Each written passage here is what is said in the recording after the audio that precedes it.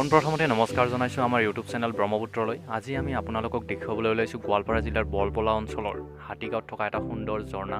এই ঝৰ্ণাত বহুতো মানুহৰ সমাগম ঘটে। আজিও আমি সেই ঝৰ্ণালৈ যাবলৈ ওলাইছোঁ। ইয়াৰ কি সুন্দৰ দৃশ্য, বলকচোন চাওঁ আজি আমি এই ঝৰ্ণাৰ কিছু মনোমোহা দৃশ্য। আজি আমি যাত্ৰা আৰম্ভ কৰিবলৈ লৈছোঁ গোৱালপাৰা জিলাৰ বলবলাত হাতীগাঁৱত অৱস্থিত এটা প্ৰাকৃতিকভাৱে সৃষ্টি হোৱা ঝৰ্ণালৈ। আজি ৭৪ সংখ্যক স্বাধীনতা দিৱস উপলক্ষে আমাৰ গাঁৱৰ সতীৰ্থ বন্ধুসকলৰ লগত আমি কেইজনমান বন্ধুৱে তাত বাইক ৰেলী কৰি গৈ আছোঁ।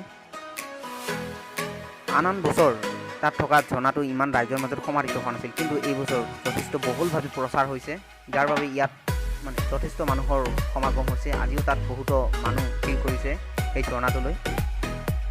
এই ঝৰ্ণাটোলৈ যোৱাত আমি যাব লাগিব বলবলাৰ পৰা হাতীগাঁও সোমোৱা পথেৰে, গড়কাপ্তানি পথ এটা।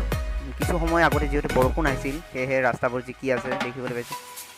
এটা সুন্দৰ প্ৰাকৃতিক সৌন্দৰ্য, চাৰিওফালে কেৱল সেউজীয়া আৰু সেউজীয়াৰ মাজেৰে আমি যাত্ৰা আৰম্ভ কৰিছোঁ।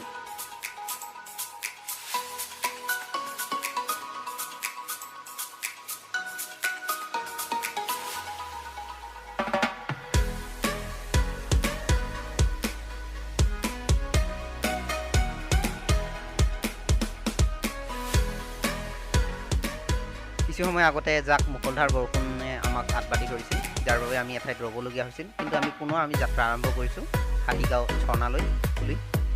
আপোনালোকে যদি গোৱালপাৰাৰ হাতীগাঁও ঝৰ্ণালৈ আহিব বিচাৰিছে, তেতিয়াহ'লে বলবলাৰ পৰা প্ৰায় 15 কিলোমিটাৰ দক্ষিণে এটা সুন্দৰ পকীপথ আছে। আপোনালোকে এই পকীপথেৰে আহিব লাগিব। কিছু সময় আগতে যিহেতু বৰষুণ এজাক আহিছিল, কিন্তু এইবাৰ বৰষুণ এৰাৰ লগে লগে এটা সুন্দৰ এটা দৃশ্য আমি ইয়াতে দেখিবলৈ পাইছোঁ। চাৰিওফালে সেউজীয়া আৰু কেৱল সেউজীয়া, চাৰিওফালে ধাননি পথাৰ আমি দেখিবলৈ পাইছোঁ। যিহেতু এখন শাওণমহীয়া পথাৰ, শস্য চামলাৰে ভৰা আমাৰ এই ধৰণী।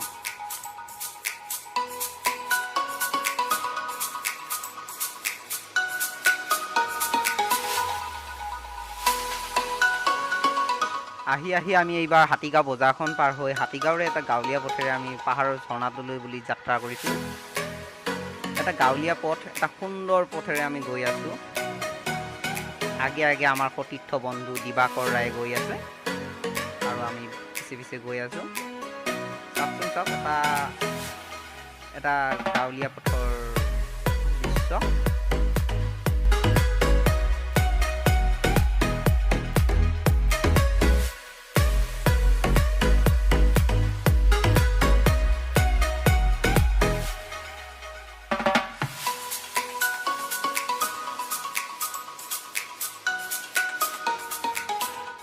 আমি আহিয়ে পাইছোঁ আৰু হাতীগাঁও ঝৰ্ণা অলপ দূৰ আছে।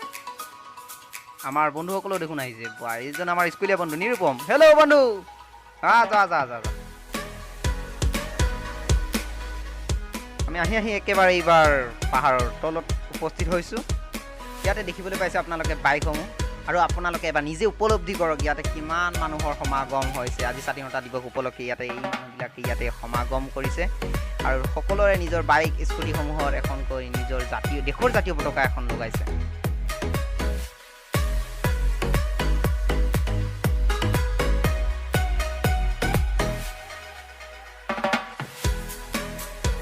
এইবাৰ আমি পাহাৰলৈ উঠিবলৈ আৰম্ভ কৰিছোঁ আমাৰ বন্ধুসকলৰ লগত। এয়া আপোনালোকে দেখিবলৈ পাইছে ৰাভা জনগোষ্ঠীৰ লোকসকলে, তেওঁলোকে যিহেতু পাহাৰত বসবাস কৰে, তেওঁলোকে পাহাৰৰ পৰা কিবা গছ খৰি আদি লৈ নামি আহি আছে। চাৰিওফালে এটা সুন্দৰ পৰিৱেশ, কেৱল ৰাবাৰ গছ আছে চাৰিওফালে দেখিবলৈ পাইছে পাহাৰসমূহত। আৰু আমি উঠি আহিছোঁ এটা সুন্দৰ পথ এটা। বৰষুণৰ বাবে যদিও পিছল হৈছে, তথাপিও আমি তাক প্ৰত্যাহ্বান জনাই আগুৱাই গৈ আছোঁ আগলৈ ঝৰ্ণাটোলৈ বুলি। এতিয়া আমাৰ কিছু এটা দল আমি দেখিবলৈ পাইছোঁ, তেওঁলোকে ঝৰ্ণাটো চাবলৈ আহিছিল। দেখিবলৈ পাইছে আমাৰ বন্ধুসকলকো দেখিছে। এইবাৰ আমি আমাৰ লক্ষ্য স্থান আহি পাইছোঁ ঝৰ্ণাটোলৈ বুলি। কিমান সংখ্যক মানুহে তাত গা ধুই আছে আপোনালোকে নিজেই এবাৰ চাওক। এটা সুন্দৰ দৃশ্য চাই থাকক। কিছু সময় আগতে যিহেতু এজাক মুষলধাৰ বৰষুণ আহিছিল, যাৰ বাবে পাহাৰৰ পৰা এটা লেতেৰা পানী নামি আহিছে। অলপমান যিহেতু মাটি মিহলি হৈ গৈছে, তথাপিও কিন্তু মানুহে তাত গা ধুই আছে, এটা ফূৰ্তি অনুভৱ কৰি আছে। তলত আৰু এটা দল আমি দেখিবলৈ পাইছোঁ, এইটো দলো একদম পূৰা গা পা ধুই ৰেষ্ট কৰি আছে তেওঁলোকে চাগে।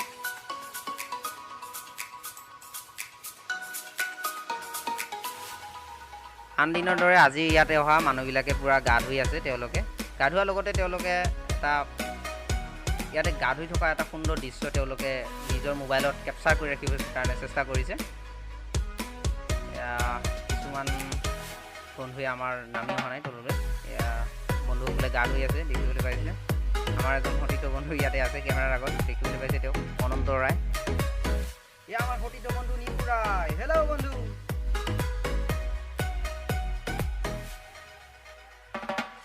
এতিয়া আমাৰ সতীৰ্থ বন্ধুসকলে কিদৰে গা ধুই আছে আপোনালোকে দেখিবলৈ পাইছে। ইয়াৰ লগে লগে আপোনালোকক আমি এটা কথা অৱগত কৰিব বিচাৰিছোঁ, আমাৰ ইউটিউব চেনেলত আমি লকডাউন চলি থকাৰ বাবে নিয়মিতভাৱে আমাৰ ভিডিঅ'সমূহ আপোনালোকৰ মাজলৈ আমি দিব পৰা নাই। বহু ঠাইত আমি যোৱাতে কিছু অসুবিধাৰ সৃষ্টি হৈছে, সেয়েহে তাৰ মাজতো আজি আমি কিছু সময় উলিয়াই আপোনালোকক এই ভিডিঅ'টি দেখুৱাবৰ কাৰণে চেষ্টা কৰিছোঁ। আজি ইয়াৰ লগে লগে আমাৰ এই ভিডিঅ'টি ইমানতে সমাপ্ত কৰিবলৈ লৈছোঁ। আমাৰ চেনেলত যদি আপুনি নতুন তেতিয়াহ'লে আমাৰ চেনেলটো ছাবস্ক্ৰাইব কৰিব, ভাল লাগিলে লাইক কৰিব, শ্বেয়াৰ কৰিব। জয় আই অসম।